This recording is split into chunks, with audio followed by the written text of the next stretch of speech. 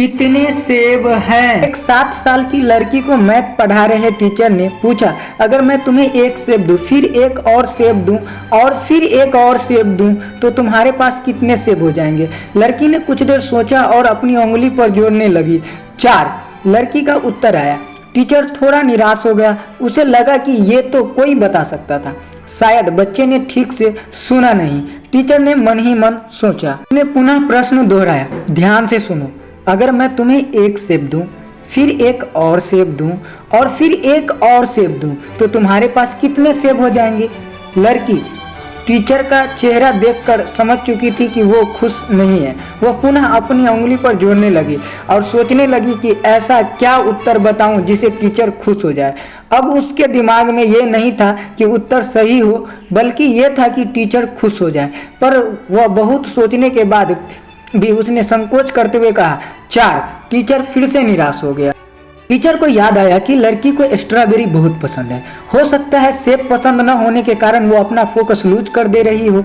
इस बार उसने बड़े प्यार से और जोश के साथ पूछा, अगर मैं तुम्हें एक स्ट्रॉबेरी दूं, फिर एक और स्ट्रॉबेरी दूं और फिर एक और स्ट्रॉबेरी दूं तो तुम्हारे पास कितने स्ट्रॉबेरी हो जाएंगे? टीचर को खुश देखकर लड़की भी खुश हो गई और अपने उंगलियों पर जोड़ने लगी।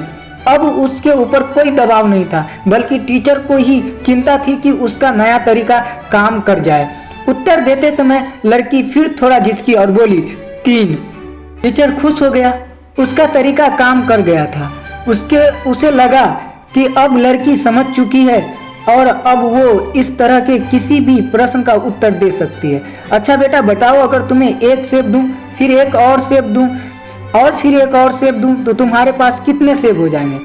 पिछला जवाब सही होने से लड़की का आत्मविश्वास बढ़ चुका था। उसने बिना समय गवाए उत्तर दिया 4। टीचर क्रोधित हो उठा, तुम्हारे पास दिमाग नहीं है क्या? जरा मुझे भी समझाओ कि 4 सेब कैसे हो जाएंगे? लड़की डर गई और टूटे हुए शब्दों में बोली, क्योंकि मेरे बैग में पहले से ही एक सेब है। नोट दोस्तों, कई बार ऐसा होता ही है कि सामने वाले का जवाब हमारे अनुकूल नहीं होता है तो हम गुस्सा कर बैठते हैं, पर ज़रूरत इस बात की है कि उसके जवाब के पीछे का तर्क समझे।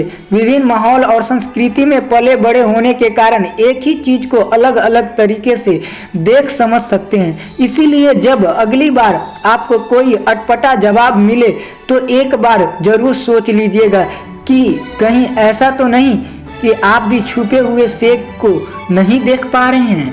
आई होप आपको ये स्टोरी अच्छी लगी हो।